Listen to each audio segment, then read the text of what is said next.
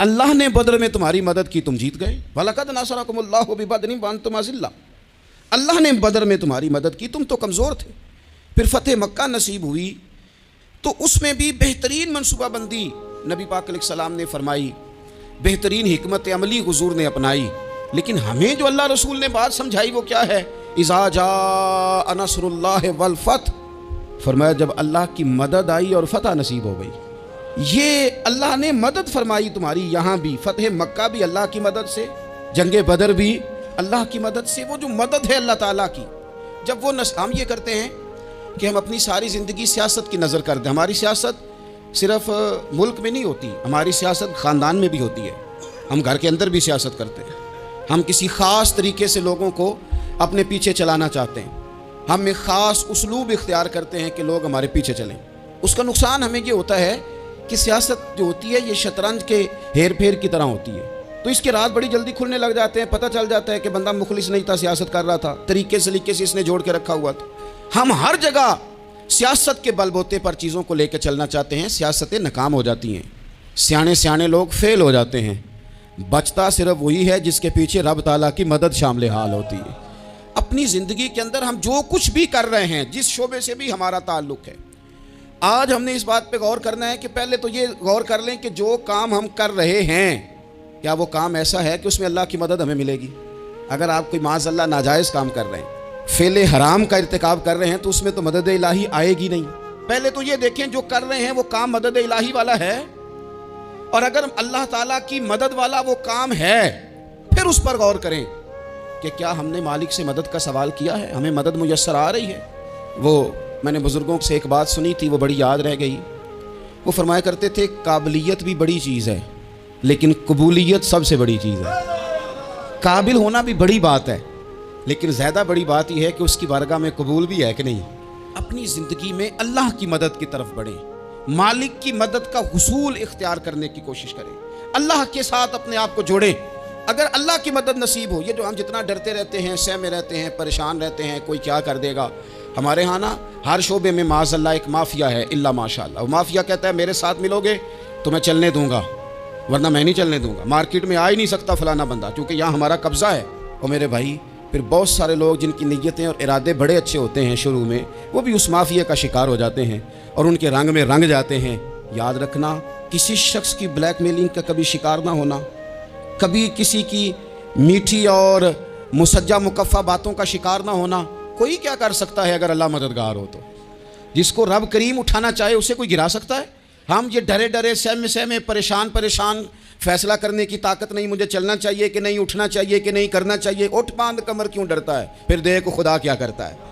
हज़रत अब्दुल्लाह इब्न अब्बास फरमाते हैं मेरे नबी पाक अलैहिस्सलाम ने मेरी तरबियत फरमाई, हुजूर ने मेरी तरबियत फरमाई, और महबूब पाक अलैहिस्सलाम ने फरमाया अब्दुल्ला याद रखना, ये नौजवान दोस्त मेरी बात लिख लें, परेशान लोग मेरी बात लिख लें, जिनके पास कुव्वत फ़ैसला नहीं वो इस बात को लिख लें।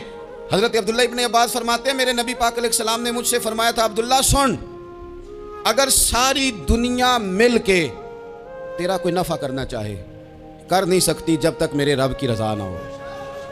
और फरमाया सारी दुनिया मिल के तेरा कुछ बिगाड़ना चाहे तो अब्दुल्ला बिगाड़ नहीं सकती जब तक रब करीम की हिकमत का तकाजा ना। बंदे के ख्यालात के मुताबिक ढलने की कोशिश करना, फलाना ना नाराज़ हो जाए, फलाना ना नाराज़ हो जाए, वो जिसने होना हो जाए, बस रब रसूल नाराज़ ना हो। अपनी ज़िंदगी में अपने मालिक को मौला जान के, बलिल्लाहु मौलाकुम, अल्लाह तुम्हारा मौला है, वहुवा खैरुन नासिरीन, वो बेहतरीन मददगार है।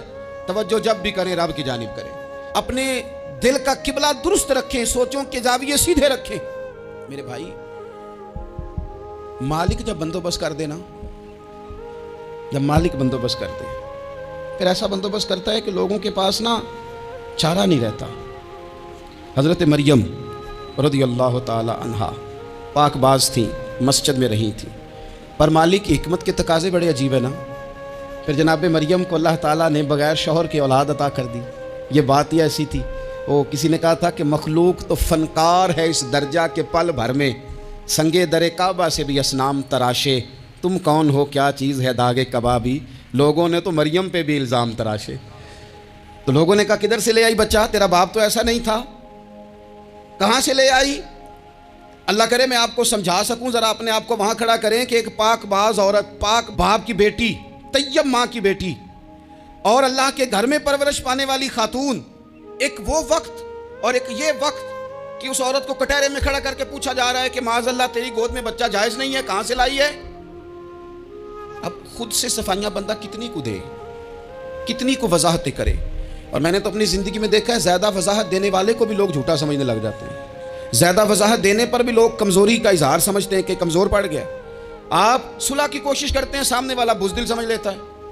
ज़्यादा वजाहतें भी कमज़ोर कर देती हैं। अब हज़रत मरियम को कटहरे में खड़ा करके कहा बच्चा किसका है, तो फिर खुदा बंदोबस्त जब करे, अल्लाह जब मददगार हो, तो फिर हज़रत मरियम की गवाही दरख्तों से नहीं दिलवाई, उसने पत्तों से नहीं दिलवाई, फिर फरिश्ते नहीं भेजे। हज़रत मरियम कहने लगे मुझसे ना पूछो, वो जो पंघूड़े में है उसी से पूछ लो, उनसे पूछो ना, वो कौन है पूछ लो, उनसे कर लो सवाल। उन्होंने कहा पंघूड़े में चंद दिनों का बच्चा, ये जवाब देगा। मददगार था रब, उनकी बरात का ऐलान करना था मालिक ने।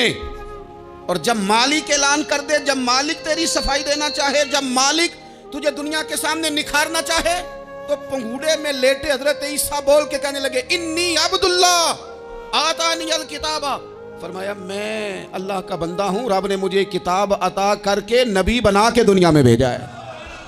मैं अल्लाह का बंदा हूं, किताब लेके आया हूं, नबी बन के आया हूं। फिर पंघूड़े से ऐलान हो गया, फिर बच्चा बोल पड़ा। और ये एक दफ़ा नहीं बात हुई, ये बनी इसराइल में एक जुरैज नाम के शख्स भी थे जो नमाज़ पढ़ रहे थे। बाज़ ने लिखा है नफल नमाज थी, अम्मा ने पुकारा तो आए नहीं, तो माँ के मुंह से निकल गया तू इतनी देर तक मरेगा नहीं जब तक किसी बेहया औरत का मुंह ना देख ले। तो वो इबादत गुजार थे, लेकिन लोगों ने उनकी इबादत, रियाजत, परहेजगारी को नहीं देखा। बस एक औरत को भेज के इल्ज़ाम लगवा दिया। वो औरत आया जाया करती थी, अब आ जाती हैं औरतें, मसला पूछने की नीयत से भी आ जाती हैं। माहौल में कुछ जगह ऐसी भी हैं जहाँ औरतें दम कराने के बहाने आ जाती हैं। वो खातून आती जाती थी उस खानका पे, आस्थाने पे, ये बुखारी में मौजूद है। फिर उसने कहा मेरी गोद में जो बच्चा है ये इन्हीं का है। मुझे बताएं कैसे बंदा वजाहत दे। हालात ख़राब हो गए, लोग कुटिया जलाने लगे, माहौल और तरह का बन गया। मेरे नबी पाक अलैहिस्सलाम फरमाते हैं फिर उस रब के बंदे ने कहा मालिक तू करीम है, तेरी मशीयत का तकाजा आया जो मेरी माँ ने जुमले बोले थे, और अब मैं वजाहत देने के काबिल नहीं रहा। अब तू ही करम करेगा तो दरवाज़ा खुलेगा। तो वो चंद दिनों का बच्चा पंघूड़े में बोल के कहने लगा मैं इस दरवेश का नहीं, मैं तो फलाने चरवाहे का बच्चा हूँ, वो जो बकरियाँ चराता है। रब की मदद को पुकारें, अपने साथ अपने मालिक की मदद को शामिल करें, थोड़े रिस्क पर भी गुजारा अच्छा होने लग जाएगा। सारे लोग आपको गिराने की तदबीरें कर रहे होंगे और मालिक आपको इज्जतें अता फरमा देगा। उसकी बारगाह से हिकमत का तकाजा और हो जाएगा। हमने सारी जिंदगी लोगों को राजी करने में गुजार दी, सारी जिंदगी बुढ़ापा आ गया बच्चों को पालते, और बच्चों ने आखिरी उम्र में कह दिया अब्बा अगर कोई ढब का काम कर लेते तो आज हमारे दिन भी फेर ना जाते। सारी जिंदगी गुजार दी बहन भाइयों को राजी करने में, सारी जिंदगी गुजार दी जिम्मेदारियां उठाने में। उनको 99 दफ़ा दिया, एक दफ़ा नहीं दिया तो उन्होंने कह दिया तूने तो कभी दिया ही नहीं, तू था ही नहीं। सारी ज़िंदगी मोहल्लेदारों इलाके वालों को राज़ी करने में गुजार दी। और मैंने ऐसे लोग भी देखे दीन के लिए वक्त गुजारा, लेकिन जब बुढ़ापे में दांत काम ना करते थे तो वक्त के मुफ्तियों को भी मस्जिदों की कमेटियों ने कह दिया अब आपकी समझ नहीं आती, हमने ख़तीब को यौर रखना है, न देखो दुनिया की तरफ, दुनिया रुला देती है, ना राज़ी करो बंदों को, बंदे थका देते हैं, ना पीछे भागो हर वक्त दुनियादारों के, ये इंसान को कमज़ोर कर देते हैं। वो तो करीम ही बड़ा है, 2 आंसू ज़मीन पर बाद में गिरते हैं, बंदे के गुनाह सारे पहले माफ़ फरमा देता है। अल्लाह की मदद का हुसूल, अपने मालिक की मदद की तरफ बढ़ना, आपको बदर की जंग भी यही दरस देगी, आपको ओहद का मैदान भी यही सबक देगा, फतेह मक्का भी यही सबक देगा। मेरे दोस्तों, जब रब मदद फरमाए, जब अल्लाह मददगार बने। दोस्तों से एक बात अक्सर करता हूँ, मैं कहता हूँ कि जितने दर्द से आप अमीर को अपनी कहानी सुनाते हैं ना, और जिस तरह आपके आंसू बात करने से पहले गिर जाते हैं कि गरीब हैं, बच्चियाँ हैं, कारोबार नहीं, ओ मेरे संगियों, इससे आधे आंसू अपने रब की बारगाह में बखेरो, उसके हुजूर अर्ज गुजार हो जाओ, उससे तलब करो।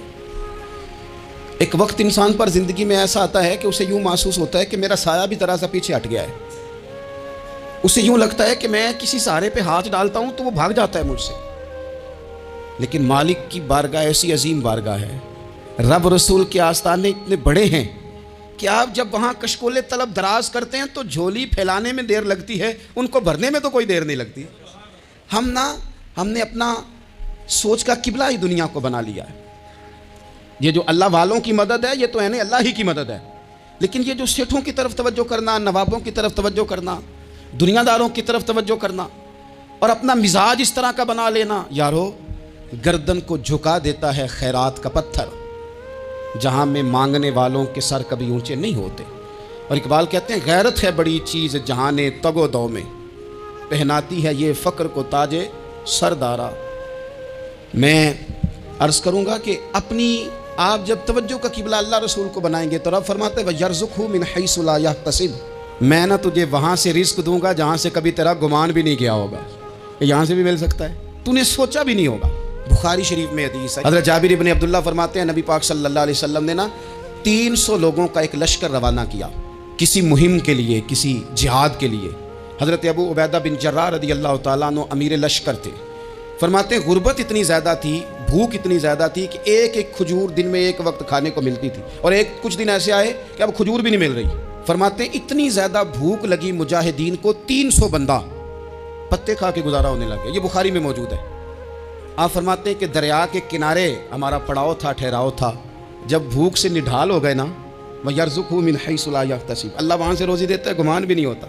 फरमाते हैं एक मछली अल्लाह ताला ने दरिया के किनारे भेजी, फरमाते हैं वो थी तो मछली पर पहाड़ जितनी थी।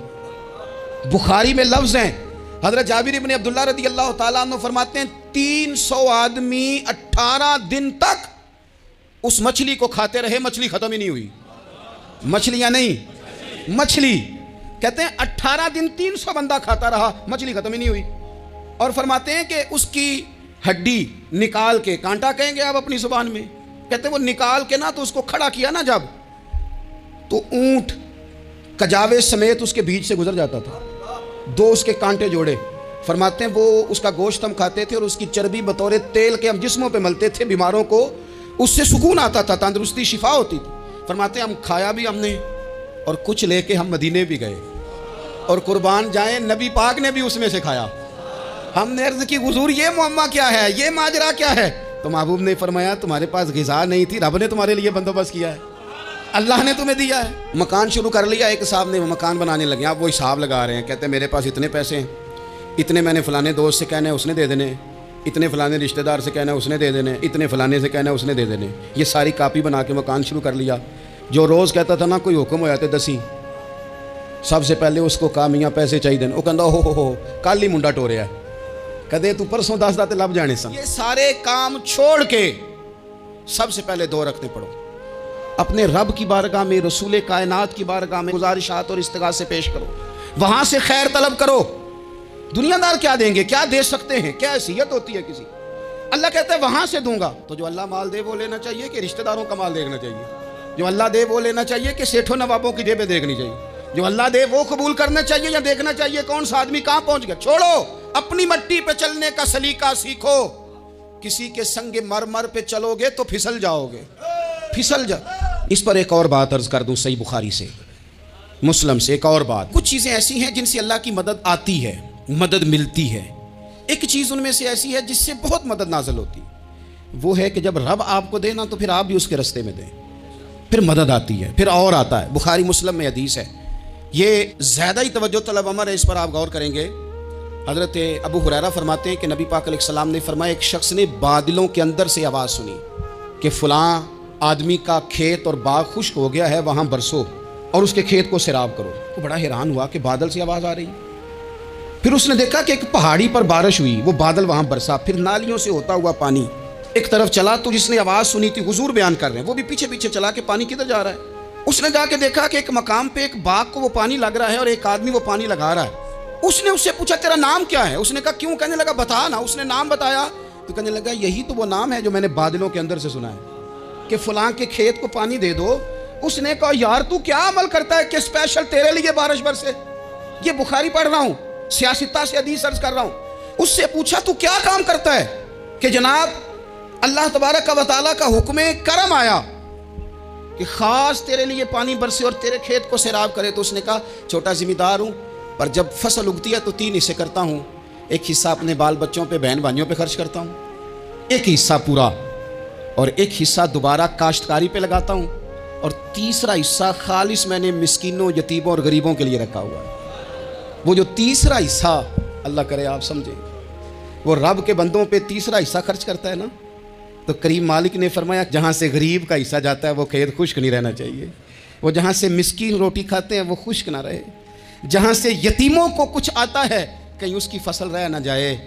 मैं और आप भी अगर अपने माल में मिस्कीनों, यतीमों, गरीबों के हिस्से रख लेंगे तो फसलें खुश्क नहीं रहेंगी, उनके अंदर ताजगी आएगी, नूर आएगा, करम आएगा, खास कर खुदा की रहमत बरसेगी।